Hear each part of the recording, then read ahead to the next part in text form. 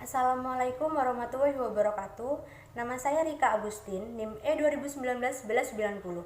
Saya dari program studi Perbankan Syariah 4, Fakultas Ekonomi dan Bisnis Islam. Nah, jadi di sini saya akan menanggapi video kedua dari Bapak Dr. Abdul Wadud Nafis yang berjudul Konsep Dasar Ekonomi Islam. Sebelum kita mengkaji lebih jauh, kita harus tahu terlebih dahulu definisi dari ilmu ekonomi Islam.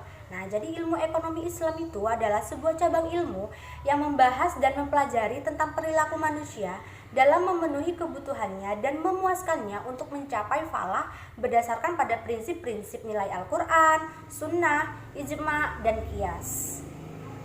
Nah, selanjutnya ada perbedaan antara ekonomi Islam, kapitalis, dan sosialis. Yang pertama itu ada ekonomi Islam. Nah, ekonomi Islam ini bersumber dari Al-Quran, Al-Sunnah, dan ijtihad ulama. Yang kedua, komposisi dikontrol syariat Islam. Yang ketiga, pengakuan kepemilikan individu dan umum secara nisbi. Dan yang keempat, kesejahteraan bersifat jasmani, rohani, dan akal. Yang kelima, mekanisme pasar bekerja menurut maslahah. Nah, yang kedua ini ada ekonomi kapitalis. Ekonomi kapitalis ini yang pertama bersumber dari pemikiran dan pengalaman manusia. Yang kedua, kompetisi usaha bebas melahirkan monopoli. Yang ketiga, pengakuan kepemilikan individu secara bebas. Yang empat, kesejahteraan bersifat jasmani belaka. Dan yang kelima, mekanisme pasar dibiarkan berjalan sendiri. Nah, dan yang terakhir ini ada ekonomi sosialis. Jadi, ekonomi sosialis ini bersumber dari pemikiran dan pengalaman manusia, tidak terjadi mekanisme pasar dan tidak ada persaingan, tidak mengakui kepemilikan individu, semua alat produksi milik umum. Kesejahteraan bersifat jasmani belaka. Dan yang terakhir itu perekonomian dijalankan lewat perencanaan pusat oleh pemerintah. Dan selanjutnya ada sumber hukum ekonomi Islam. Jadi sumber hukum ekonomi Islam ini dibagi menjadi 4. Yang pertama itu Al-Quran, yang kedua itu Al-Sunnah, yang ketiga Al-Ijma, yang keempat Al-Qiyas. Nah, kemudian ada dasar-dasar ekonomi Islam yang terbagi menjadi 5 bagian. Yang pertama itu Tauhid atau keesaan Allah, yang kedua itu Al-Siddiq dan Amanah atau kejujuran dan tanggung jawab. Yang ketiga itu mengakui hak milik individu dan umum. Yang keempat Al-Adalah atau keadilan. Dan yang kelima adalah Al-Tawazun atau keseimbangan. Nah, kemudian ada prinsip-prinsip Islam.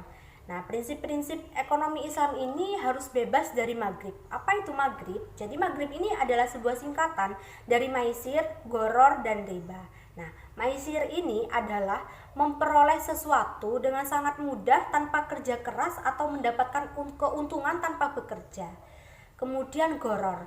Nah, goror ini adalah keraguan, tipuan, atau tindakan yang bertujuan untuk merugikan orang lain. Dan selanjutnya itu riba. Nah, riba sendiri ini adalah penetapan bunga atau melebihkan jumlah pinjaman saat pengembalian berdasarkan persentase dari jumlah pinjaman pokok yang dibebankan kepada peminjam.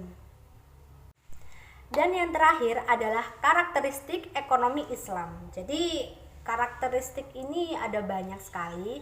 Yang pertama itu ekonomi Islam terikat dengan akidah, syariah, dan akhlak. Yang kedua, harta kepunyaan Allah dan manusia sebagai khalifah. Dan yang ketiga, larangan maisir, goror, dan riba.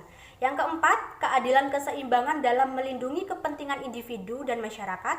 Yang kelima, keseimbangan dan kerohanian dan kebendaan. Yang keenam, bimbingan konsumsi. Ketujuh, petunjuk investasi. Dan kedelapan adalah zakat. Sekian penjelasan dari saya. Apabila ada salah kata dan salah ucap, kurang lebihnya mohon maaf. Wabillahi taufiq wal hidayah. Wassalamualaikum warahmatullahi wabarakatuh.